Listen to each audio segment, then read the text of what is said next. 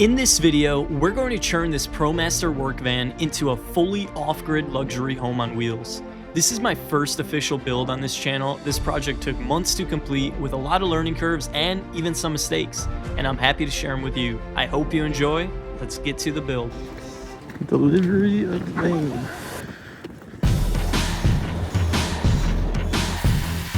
I think I need some safety glasses.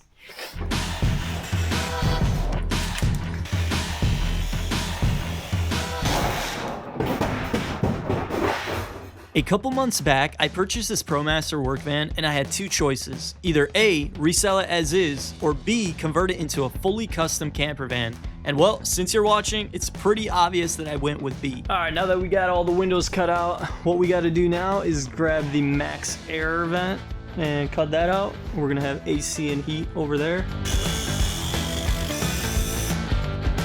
Alright, so that's a 14 by 9 inch hole right there. I gotta cut that over there on the roof. So let's go find a spot for that bad boy and get going.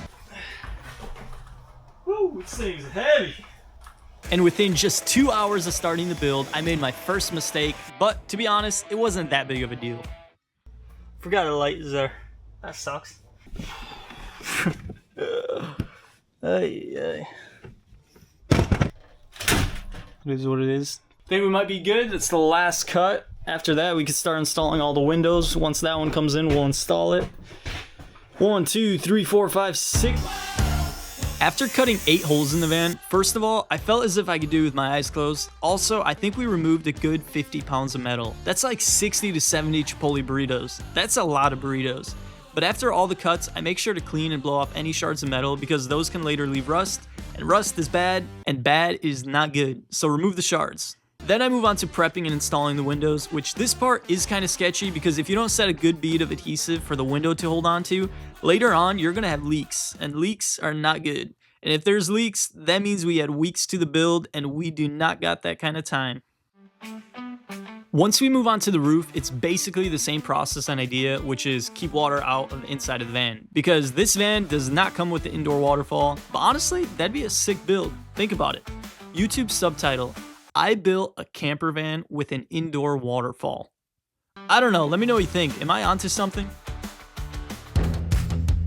Now we can't have that vitamin D coming from the sun go to waste. So I'm adding 2 300 watt solar panels. So if we do the math, 300 plus 300 equals 600 watts of vitamin D that the van is soaking in. And to be honest, I have no idea how this works, but it works. I had these pieces of wood so that the solar panel brackets have something to hold on to because we don't want them flying away on the highway and causing a scene. And after these are installed, the roof of the van is basically done.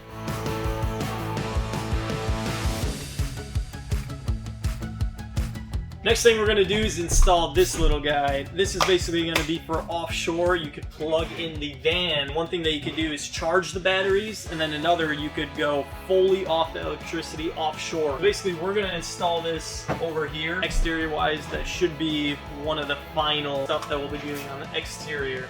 So let's go install this now. Oh, he needs some milk. Stop it. Get some help. Alright, don't do what I did there, just take it slow.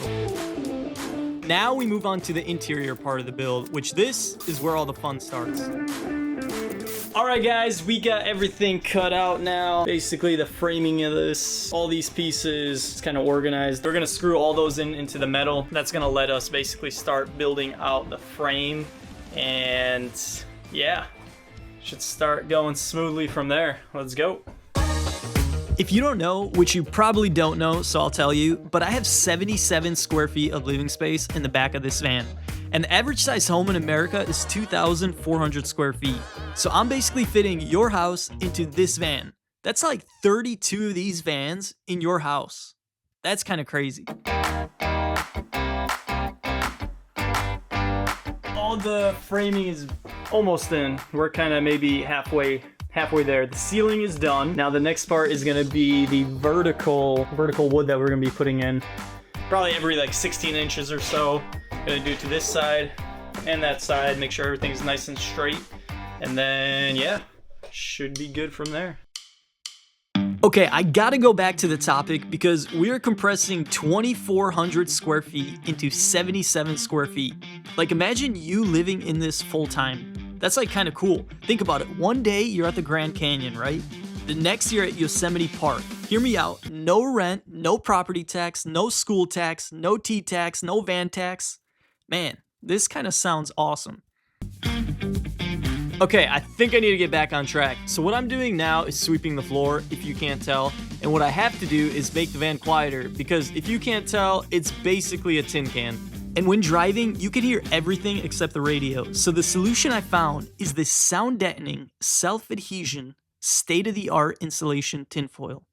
If you like listening to music while driving, this, my friends, is the go-to option. There's a link below, so make sure... No, I'm kidding. I'm not that guy. You're not that guy, pal. Trust me. You're not that guy. A lot of people ask where they can buy that, so there it is.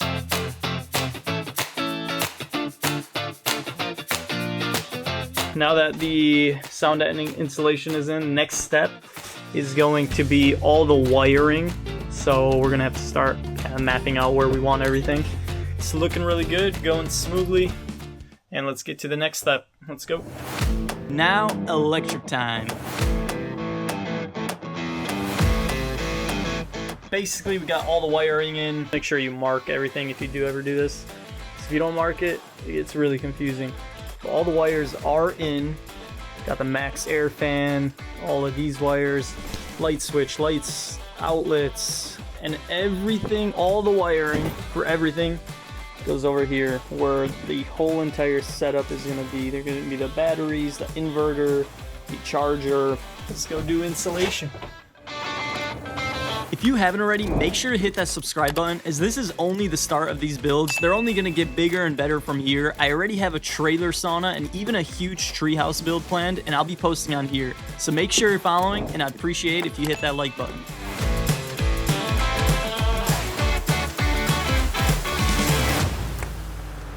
Insulation is all in. Next step, we're gonna start installing all the boards. It's actually gonna start looking nice, and we're gonna see a lot of progress now when we start installing all these boards. So we'll put in the first board over here and then go up, and then we're gonna go down. Same thing here. We'll do the first board there and then go all the way down. Alrighty, this is the wood. 1 by 5 by 12, 75 pieces. It is freezing outside. 24 degrees. So these boards were actually custom ordered. I ordered 75 pieces of Eastern White Pine, and I made sure to go with a nickel gap tongue and groove kind of style. But little did I know, and I kid you not, I literally ordered just enough pieces. I thought I ordered extra, but the last piece I used was the last piece I had. The first window spot is in. It's not fully done. We're gonna be caulking around all that. This is all done. We got the top piece in. Basically, we have to copy this right over here.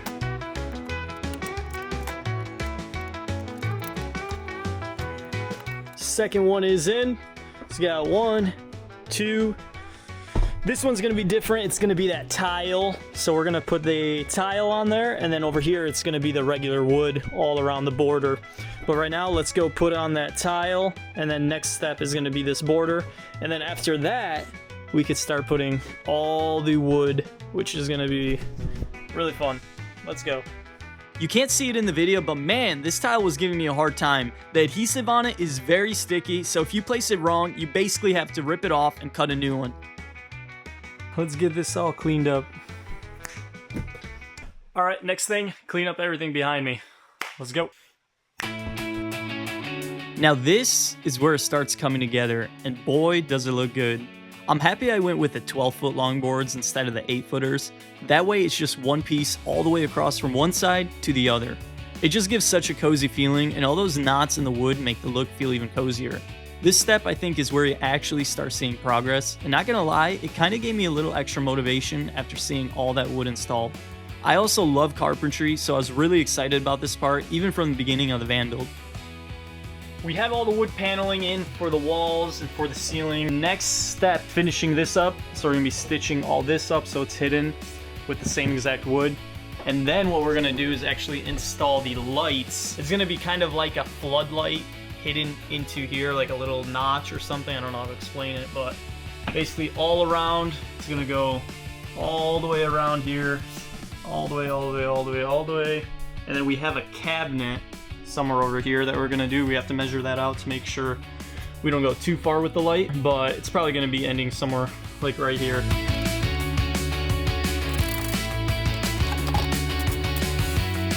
This part took a lot of extra time. Technically, I could have just put a couple of puck lights in the ceiling, but I really like the way that this would look at the end and how it would light up the van. Good thing I had a wood planer for this, because if I didn't, I don't know how I'd get it done. So honestly, with the right tools, you can really do anything you'd like. But after getting everything cut and planed to size, I add a piece of wood to act as a spacer so the light has somewhere to go. And then I can install the cover piece that will be hiding the actual LED strip.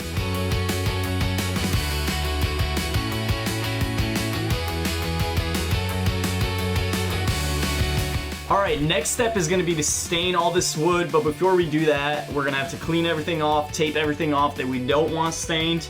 And then what we're going to do is we're going to put on this pre-stain, just because it's very soft wood that we're using. And then after that, we're going to go with a golden pecan stain. After that, we are going to put a final clear coat on it, so stay tuned for that. Let's clean everything up and let's tape everything off.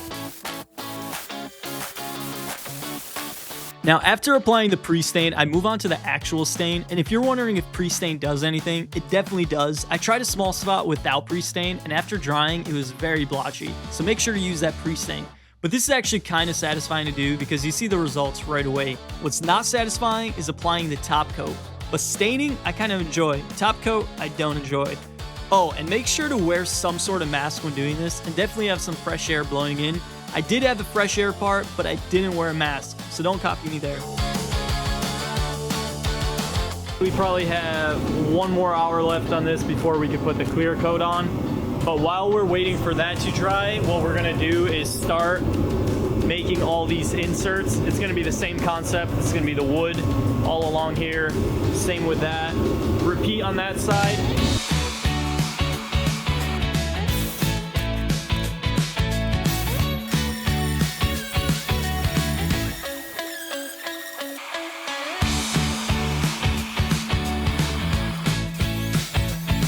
Next, these two.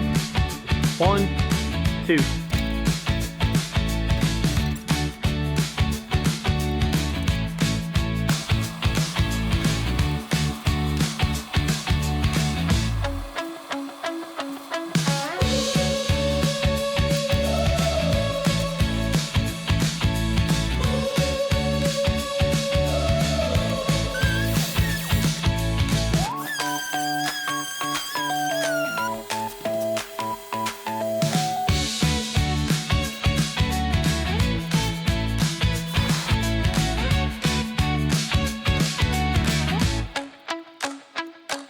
We have everything stained with the golden pecan stain. Now what we're actually gonna do is put the final clear coat on, and we're going with the polyacrylic crystal clear top coat with a clear matte finish.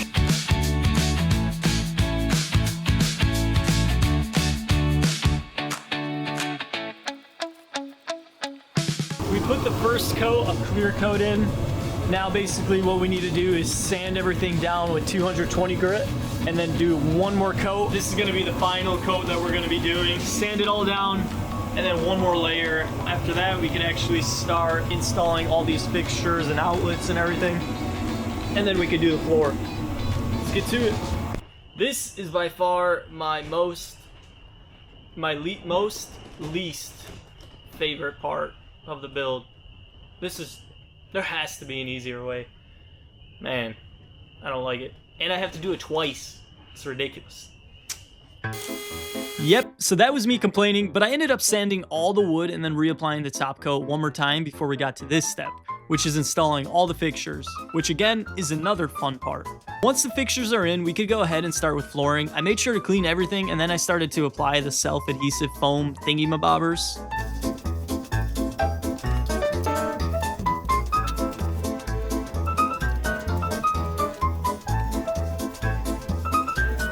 And yes, later I did put it on the wheel wells as well. Then I can install the subfloor to have everything nice, flat, and ready for the actual flooring that we'll be gluing in.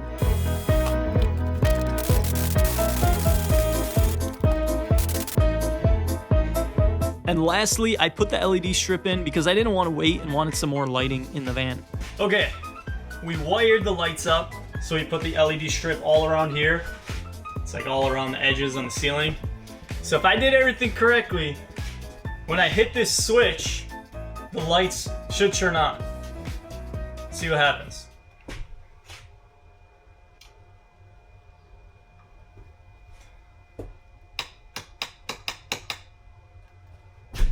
I think I figured out why it didn't turn on. I didn't connect the battery, so 1 second. Okay, battery's connected. Closed all the doors, make it a little darker in here. I think it should work. Let's see right now. So, moment of truth, and we are... Yeah, let's go.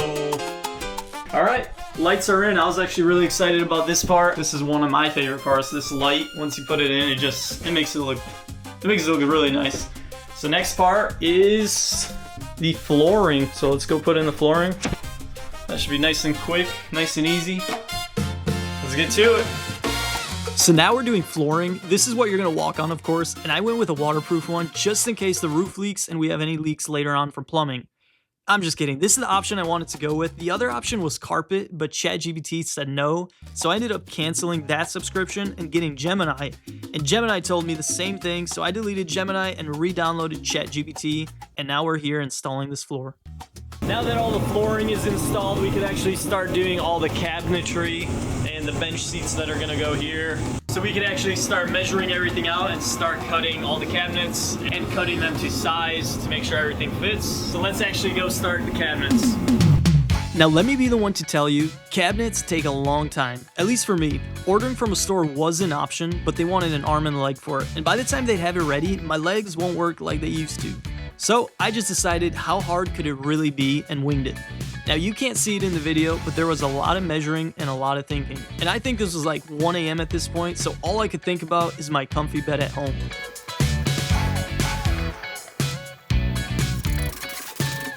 This is the divider wall, by the way. I'll explain in a sec. Alright, so we have the wall set up now for the bed. This is how it's looking right now. Basically, we have the little insert for the table right here. It's gonna be a little narrower. It's not gonna be as wide, the table. But we could start putting all these planks. We have to make sure to match all these lines up, match everything up. There's gonna be a lot of hand sanding. This is gonna be a very tedious part, but you gotta make sure to make everything look nice and sanded, nice and snug with everything along the corners. The more annoying parts are just gonna be the 2 top pieces, basically those where the insert for the table goes. You have to make sure everything is nice and snug. Other than that, it's kind of easy. Once you get those 2 pieces figured out, everything from there is pretty easy. Just you go all the way down to the floor. And yeah, so let's get to that. It's gonna be a nice quick time lapse for you guys. I'll see you guys once it's done and we'll go to the next step. Let's go.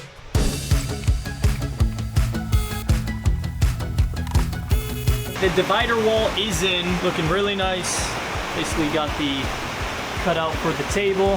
Everything nicely edged up on both sides, all the way to the bottom. Now we can actually start doing these bench seats, but before we do these bench seats, basically we have a kitchen area. So this cabinet, we have to put this kind of wood on the side of here in order to continue doing the bench seats. Now this is where a lot of precision comes into play, and I personally enjoy this part. A lot of these gaps and spaces have to be less than a 16th inch gap if you want it to actually look good, especially since you're dealing with a face frame of cabinets. So in this part, I'm making sure all the wood clicks together and that the measurements are basically perfect.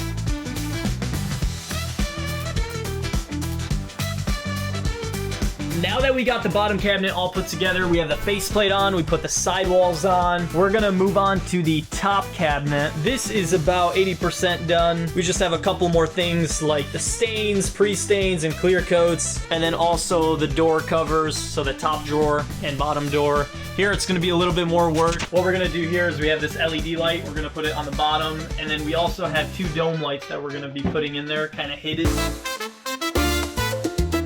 And here I repeat the same steps as the bottom cabinet, but with probably 3 times more work since I have a lot of electrical in this one. I made sure to line up every board so it matched from the wall to the cabinet, and always keeping in mind to make sure it's less than a 16th inch gap. Then we move on to some more staining. We do pre-stain and then apply the actual golden pecan stain. Then with this one, since it's cabinets, I applied top coat 3 times, which if you remember, I strongly dislike top coating. But hey, you gotta do what you gotta do.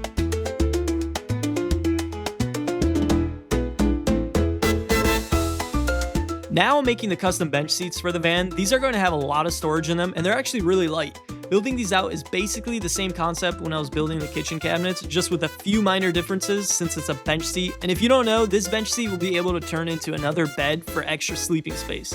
But we'll get to that part a little later in the build. For now, let's install these bench seats.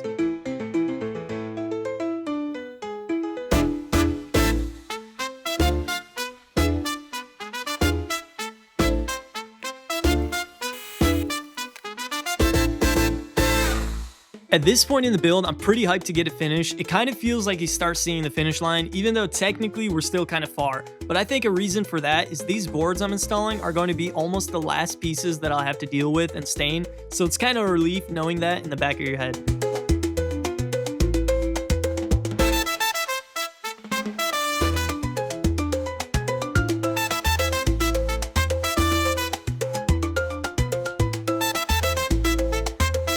Now what we can start doing is we're gonna put in the microwave. Finally, we can put in the microwave. We put in those lights, all the covers. These doors, technically I'm gonna have to stain again, but it's not too much. But I'm gonna have to make a door right here and right there. So actually 1, 2, 3. 3 custom doors I'm gonna have to make. And then this part is all done. So with all that said, let's get to it. Just as I was about to start putting in the microwave, I did remember one thing. I need to buy an extension cord with all those little outlets. Gonna go to the store and I'll be right back with you guys. Let me tell you, not that it's a lot of work, but man, building this custom table takes a lot of patience and waiting. Not only do you have to cut and size it, you have to stain it, and the problem with that is you have to wait hours before applying the top coat. But then after applying the top coat, you have to do that 2 more times while waiting a couple hours between each coat. So yeah, just keep that in mind.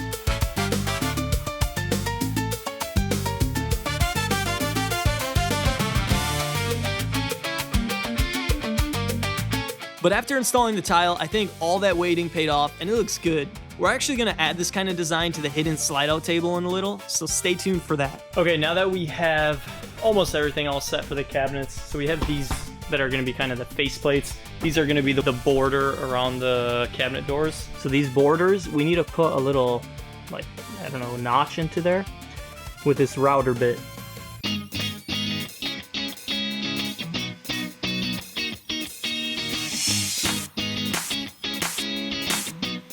So now that we have it cut out here, this slides into there. Now we have all the pieces for the smallest cabinet.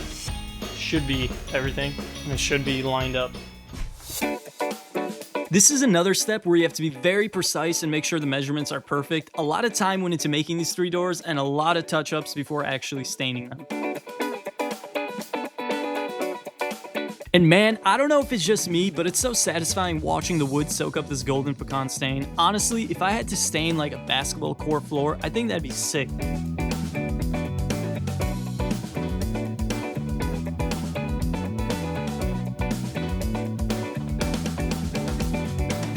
Oh, and it's not on video, but I did have to top coat it 3 times before actually installing it, which I'm sure you know by now that I do not enjoy that part. But after they're installed, we're basically done with the kitchen area.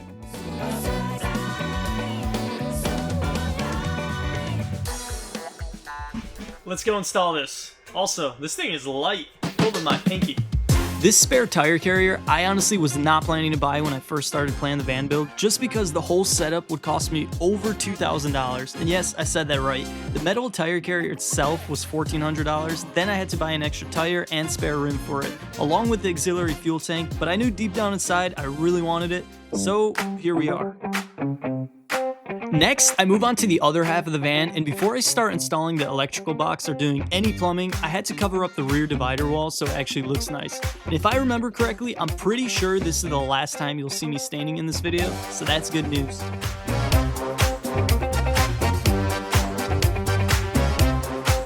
The This is another step of the build that I was actually excited about, especially when installing all the electrical components and all the different types of wire sizes, which you'll see in a little. But before I got to that part, I had to basically build an electrical panel for everything, which that consists of framing this box and making sure it actually fits. I need to measure everything correctly since this is going around the wheel well, and also need to make sure that there is enough room for all the hidden wires in the back.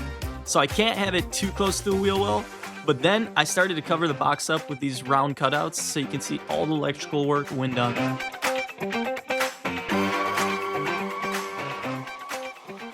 Now this is the part I was talking about that is fun to do. It literally feels like a puzzle, but you're dealing with electricity. Now I didn't necessarily have a diagram to go off of other than the one that I personally made, but I kind of just winged it when installing all the hardware. I did do a couple measurements and had an idea of where things should go, but I just jumped in, started drilling holes, and in the end, it all worked out. I feel like that's how life is sometimes. You gotta just jump in and you'll figure it out.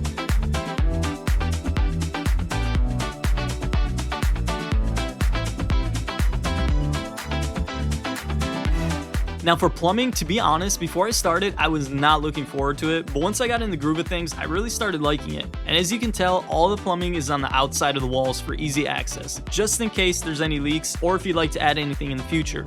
I just didn't like the idea of having the plumbing behind the wall, since technically, if you're going to be somewhere where it's cold for winter and you forget to winterize everything, that's going to be a huge disaster.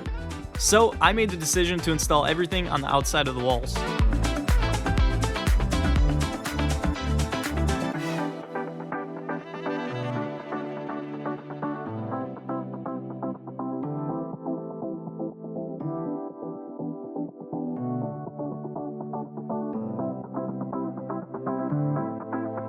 Like I mentioned in the beginning of the video, I'm adding an outdoor shower to this van, so this is exactly what I'm building right here. This is basically going to be where all the plumbing hides for the shower, and we're going to attach these slick modern shower controls on this box. It honestly goes perfectly with this van.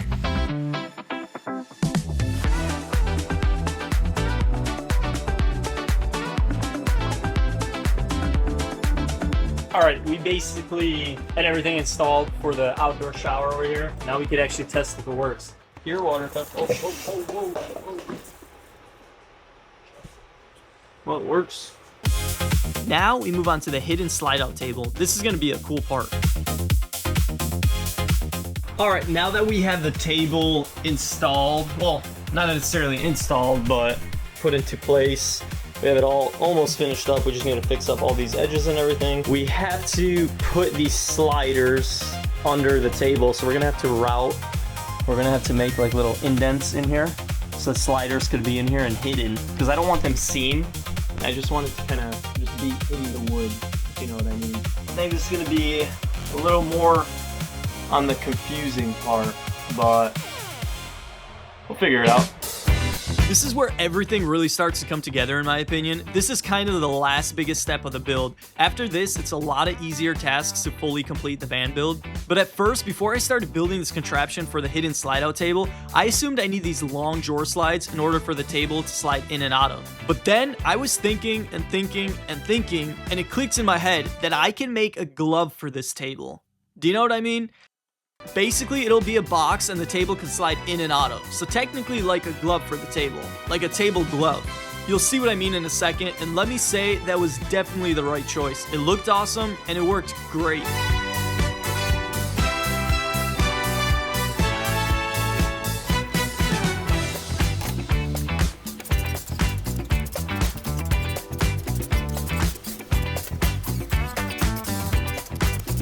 Now here I can say it did not go as planned. I'm cutting a cover plate for the back of the van where the bed is. I had a couple design options and I ended up trying a wavy design, and even with the template it still did not turn out good. It just did not look symmetrical and looked off, unfortunately. Yeah, we're gonna have to definitely redo that. That's pretty bad. I've been broken. We're gonna try to salvage this. We'll see what we can do.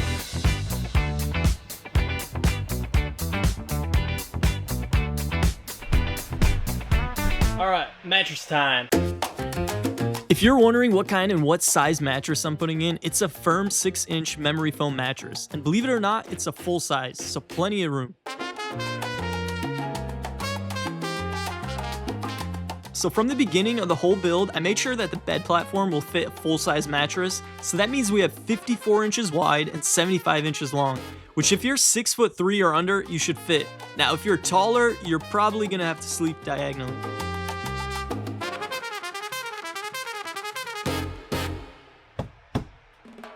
Now, if you remember, I mentioned in the beginning that we're going to be adding an extra bed for this camper van, and this is exactly what I'm building here. This is going to go in between the two benches so that you can have an extra spot to sleep in, either for you, your dog, your cat, or if you get in an argument with your husband or wife, someone could sleep here.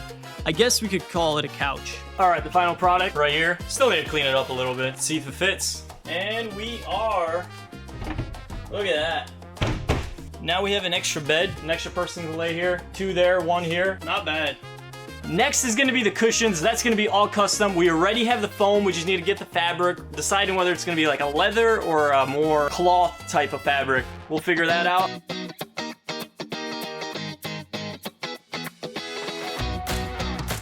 This is the last step for the exterior of the van, and this honestly changes the look of it dramatically.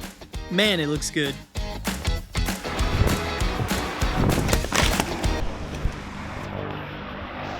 Let's go do some cushions for the camper van. It's all gonna be custom. Let's get to it. If you can see in the video, I'm using a kitchen knife to cut the foam, and honestly, it worked great. But after the foam is cut, I have to cut all the pieces that are going to be covering the foam.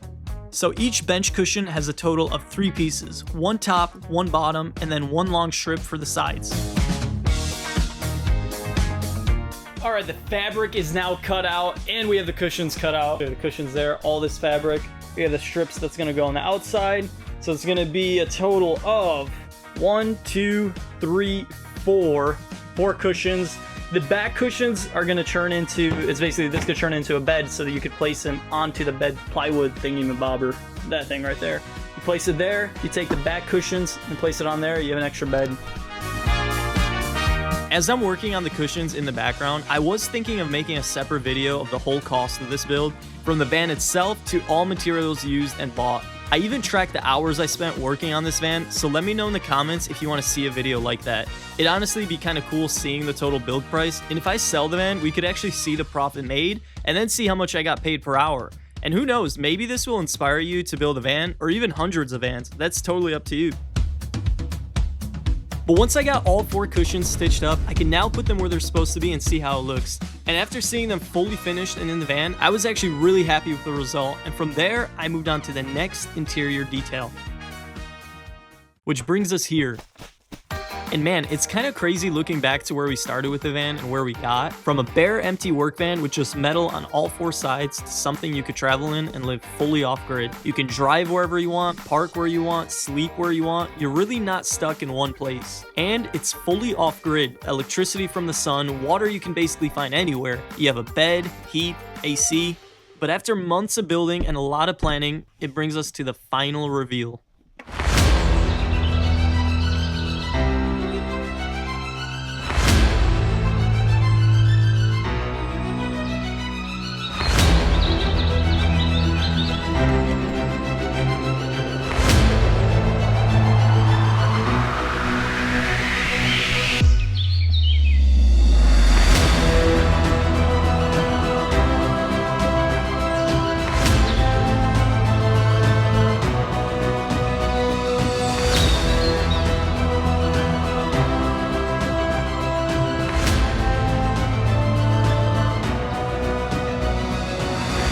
Converting this old 1972 Yellowstone camper trailer into a nice new camper sauna. So a lot of work.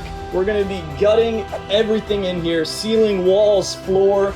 We're gonna have like a sauna from here to there, a nice chill room here. I am planning to add solar panels so we could charge your devices off grid. A lot of work. We're gonna be adding an outdoor shower. This, I'm thinking, is going to be storage for wood. It's not going to be an electric sauna. It's going to be a wood sauna. So that's going to be different. But a lot of work outside and inside. This should be exciting. Make sure you're following and stay tuned.